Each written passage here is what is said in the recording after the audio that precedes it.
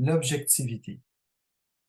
L'objectivité, en fait, c'est la capacité à voir les choses sans que les questions de notre perception, de ce que ça nous fait vivre, viennent intervenir dans ce que on rapporte, dans ce que l'on dit, dans les interventions qu'on fait. Donc, ça demande une grande habileté, surtout quand ça rapporte des émotions intenses ou des situations d'urgence, tout ça, de rester le plus objectif possible. Il y a toujours une part de subjectivité parce que on est des humains, puis les choses nous touchent de différentes façons. Mais l'objectivité, comment ça se manifeste, en fait, c'est dans notre capacité à partir d'OOP. OK? À partir de ce que la personne nous a dit. Donc, si la personne nous dit quelque chose d'une façon, on lui reflète avec des OP. Ça ne veut pas dire qu'on ne pourra pas faire d'autres types de reformulations, mais toujours, on sait d'où on part. C'est quoi les OP qui m'ont amené à te dire ça de cette façon-là? Donc, pour que si jamais la personne fait comme non, c'est pas ça que je dis, c'est pas ça. OK, moi, je suis parti de telle chose que tu m'as dit. Qu'est-ce que tu veux me dire à ce moment-là? Donc, pour revenir à l'OOP, pour aider la personne, si elle a mal exprimé ce qu'elle a exprimé, à l'exprimer comme il faut, tout ça. Et pour nous, être sûr de bien suivre notre client dans ce qui nous emmène, tout ça, et pas faire d'interprétations qui seraient défensives ou tout ça, et qui pourraient faire obstacle. Donc, ça aide les clients, le fait qu'on ait cette objectivité-là, aide les clients à faire la différence entre leur imaginaire et la réalité, aide eux aussi à devenir plus objectifs. Donc, toujours, hein, parce que en fait, on enseigne parce qu'on leur dit tout ça, mais on enseigne aussi parce que l'on fait. Et quand on le fait devant eux, donc on fait la différence entre ce qu'on interprète, ce qu'on imagine et la réalité, les OOP, donc ce qui a été dit, ce qui est là, ce qui est observable. À ce moment-là, ça les inspire, ça leur apprend à faire ça dans leur vie aussi. Et puis, c'est important parce que l'imaginaire peut nourrir des peurs qui peuvent, elles, être déclencheurs d'agressivité. La sobriété. La sobriété, en fait, c'est la capacité à ne pas faire d'abus, premièrement. Peut-être vous vous demandez pourquoi en gestion de l'agressivité, on peut porter, une entreprise comme la Sapaka peut porter la valeur, de la sobriété. En fait, il y a plusieurs liens entre, les 2 problématiques là, au niveau de la consommation, tout ça. Mais, en fait, pourquoi qu'on porte cette, valeur-là? C'est parce que, heu, réagir avec agressivité, c'est une façon de fuir la souffrance. C'est semblable à quelqu'un qui prend une drogue, là. C'est une façon, par l'extérieur, de contrôler les émotions. Donc, au Sapaka, la sobriété est importante et elle est importante chez les intervenants. Pourquoi? Parce qu'il faut que l'intervenant lui-même soit profondément engagé à franchir, ses difficultés, ses souffrances, tout ça, à ne pas constamment les éviter. Parce que si lui-même, il les évite, bien sûr, il va avoir bien de la difficulté à accompagner, les personnes qui viennent nous consulter à franchir leurs émotions souffrantes. Il va faire, il va les ménager, en fait, comme il se ménage lui-même. Donc, au Sapaka, la sobriété, c'est d'aller constamment vers, franchir ce qui nous fait souffrir, l'autonomie affective, la responsabilité. Donc, c'est un engagement qui est profond et ça, au point de vue de nos clients, ça les inspire bien sûr parce que, comme je disais tantôt, ils prennent beaucoup à partir de notre, notre exemple qu'on leur donne. L'impact que ça a par rapport à nos clients, en fait, c'est que si on les aide à franchir, à vivre ce qui les fait souffrir d'une autre façon, tout ça, ça leur permet d'avancer. Ça leur permet aussi de faire tout le chemin de responsabilité, d'en tirer des leçons de ce qui leur fait souffrir, d'identifier les besoins qui sont là en lien avec la souffrance et tout. Donc, c'est ça tout le chemin d'autonomie affective là, qu'on veut leur faire faire. Donc, pour qu'on puisse faire ça à nos aidés, bien, ça demande à ce que nos intervenants soient très, très engagés envers eux-mêmes à la sobriété.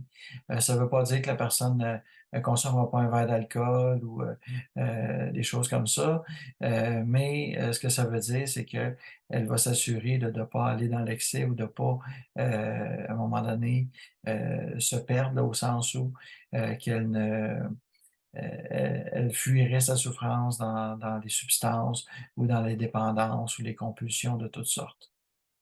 Donc, c'est ça qui aide aussi nos aidés. Et c'est ce qui fait aussi que quand on parle de vivre ses émotions, tout ça, on peut le dire avec congruence parce que nous-mêmes, on n'est pas toujours en train de les fuir, on accepte de les ressentir, de les vivre et on fait quelque chose avec ça et c'est ça qu'on peut enseigner par la suite.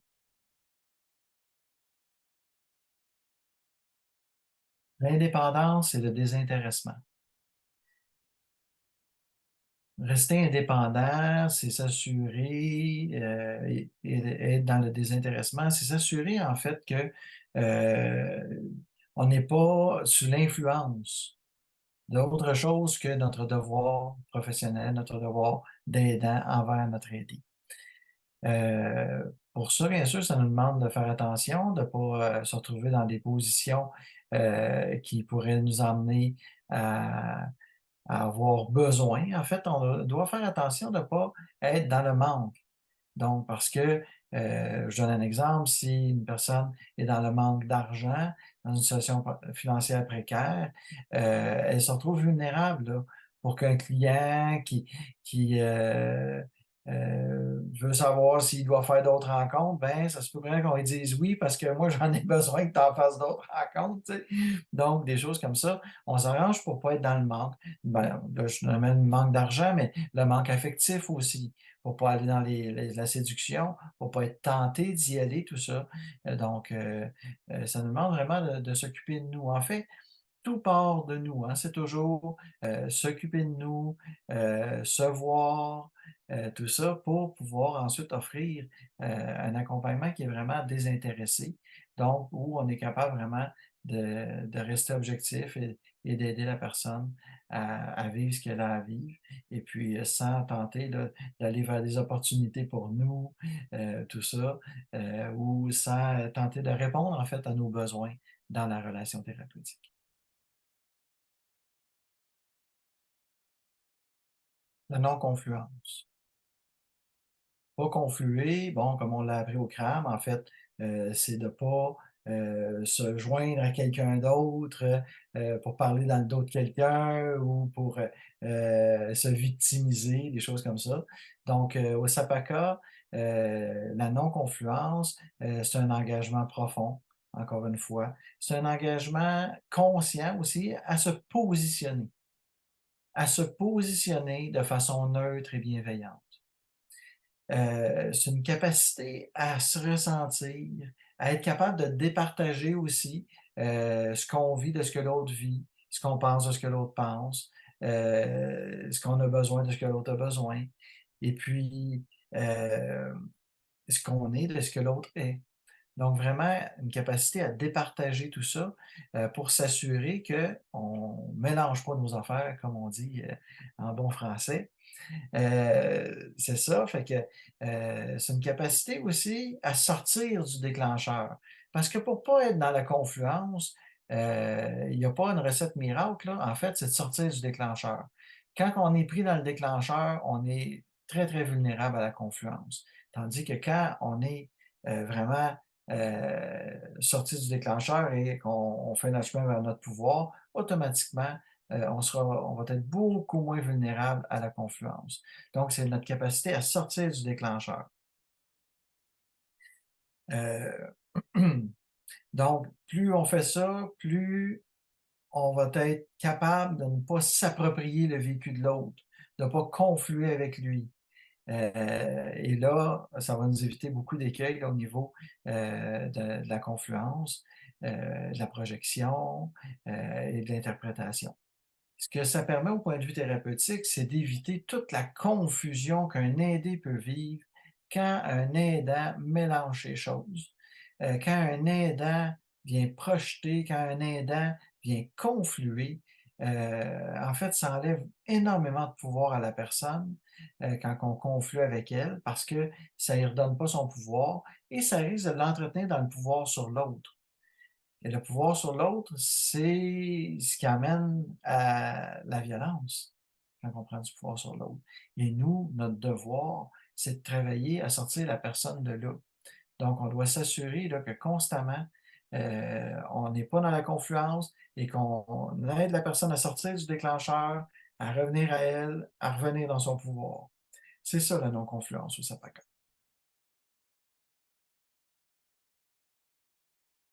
Le non-jugement.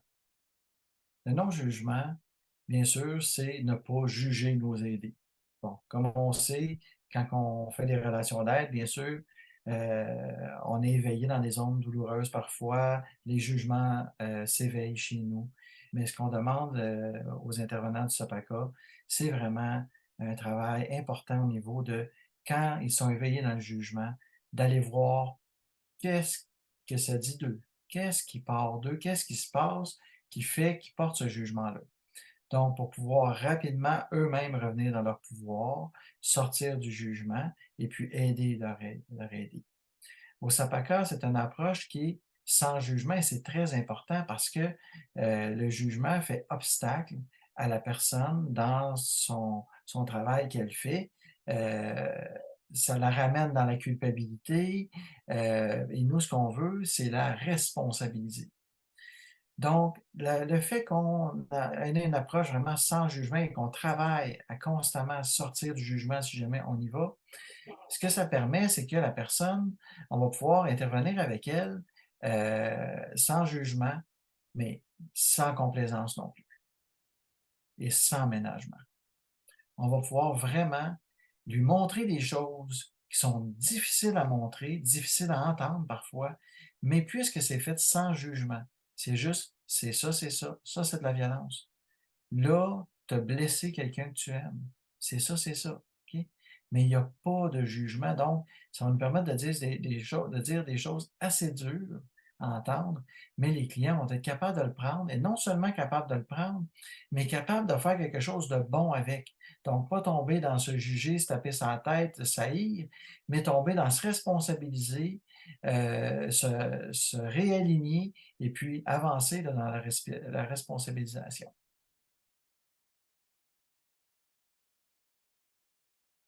L'acceptation. L'acceptation, c'est quelque chose de tellement important. Ça fait partie du non-jugement, mais notre capacité à accepter, en fait, accepter, c'est accepter l'autre, c'est accepter ce qu'on vit face à l'autre, ce qu'on vit face à ce que l'autre est, face à ce que l'autre a fait ou fait présentement. Accepter que l'autre est agressif envers nous, c'est pas le laisser faire, là, c'est pas ça.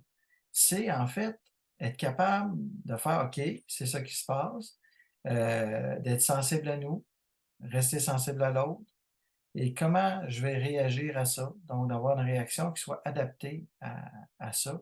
En fait, ça nous permet, le fait d'être dans l'acceptation, ça nous permet de rapidement nous positionner. Nous positionner pour nous protéger, nous positionner pour aider, nous positionner aussi pour protéger les proches, la population, la société. Donc, ça nous permet de rapidement nous positionner. Aller vers plus d'affirmation aussi de nous. Parce que j'accepte ce que tu es, ce que tu dis, ce que tu fais. Puis, en même temps, ben moi, j'ai des limites, j'ai des besoins, tout ça qui doivent être répondus aussi.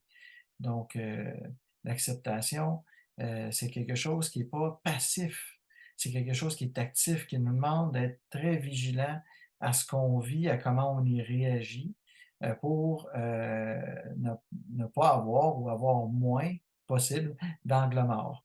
Donc, on n'est jamais parfait, hein, mais on cherche toujours à aller vers ça, à aller vers une acceptation de nous-mêmes et des autres, tout ça. Et ça permet, ben, bien sûr, ça aide la personne à s'accepter elle-même parce qu'elle est acceptée de nous. Ça ne veut pas dire qu'on approuve la violence, bien sûr que non. OK? Mais elle comprend qu'on accepte qu'elle ait fait ça, on accepte qui elle est, on accepte qu'est-ce qui l'a emmené là, tout ça, et ça l'aide, elle, dans son processus d'acceptation. Parce que souvenez-vous, il n'y a pas de responsabilisation sans acceptation. Ça doit passer par là. Tout le processus n'avancera pas, va avoir bien de la difficulté à avancer s'il n'y a pas d'acceptation. Donc, les intervenants du SAPACA sont engagés vraiment à constamment poursuivre leur chemin d'acceptation d'eux-mêmes et d'acceptation de la clientèle.